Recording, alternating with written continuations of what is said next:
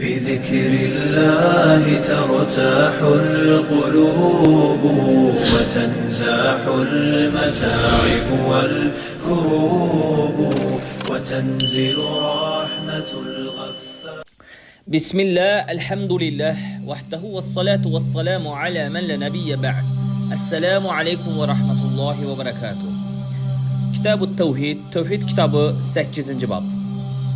Ruqya ve göz muncuqları haqqında.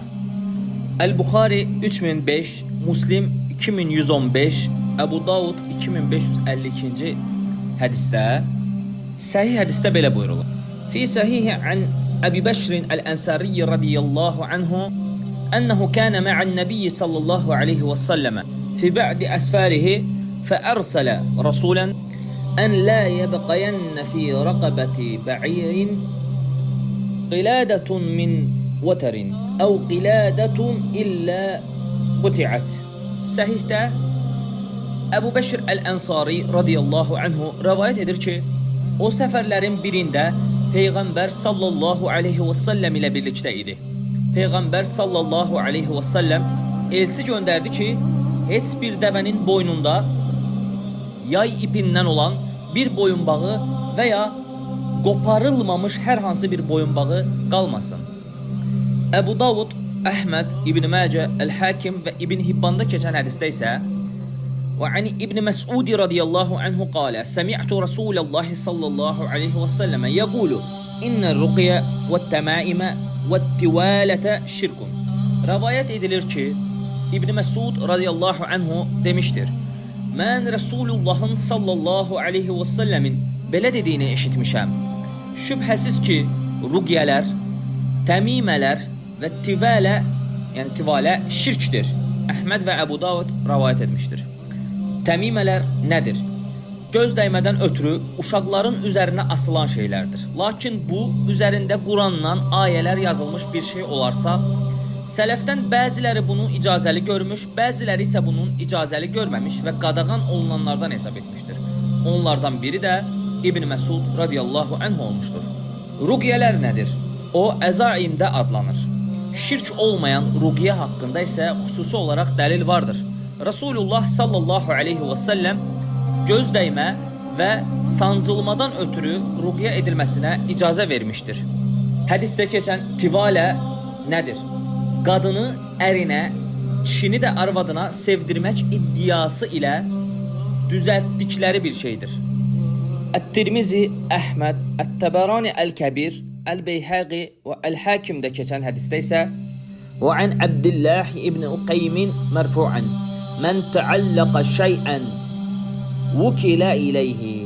Abdullah ibn Ukeym'den mərfu olaraq rivayet edilir ki, kim bir şey asarsa ona həvalə edilər. Əhməd və Ət-Tirmizi rivayet etmiştir.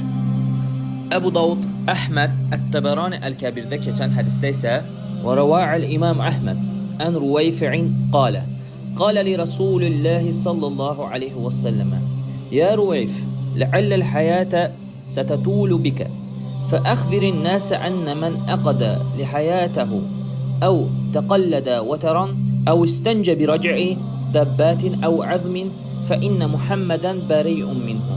İmam Əhməd rivayət edir ki, Rufeybi demiştir. Resulullah sallallahu aleyhi və səlləm mənə belə dedi. Ey Rufeyfi, ola bilsin ki, sənin ömrün uzun olacaq. İnsanlara xəbər ver ki, kim saqqalına düyün vurarsa, yay ipi bağlayarsa, ayaq yolunda heyvan peyini ilə və ya sümük ilə təmizlənərsə, Muhammed o kəsdən uzaqdır.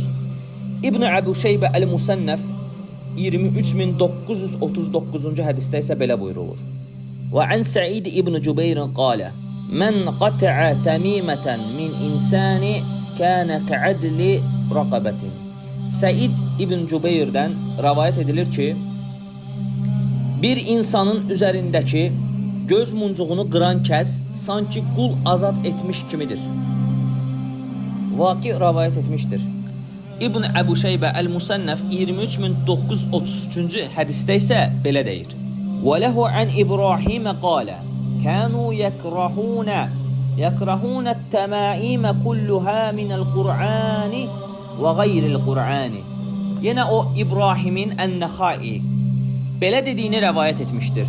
Onlar istər Qurandan, istərsə də Qurandan başqa bir şeydən olsun, göz dəymədən ötürü asılan hər bir şeyi kərih görərdilər. Subhanəkallahumma və bihamdik, əşhədu ən la ilahə illə ənt, əstəğfiruka və ətubu iləyk.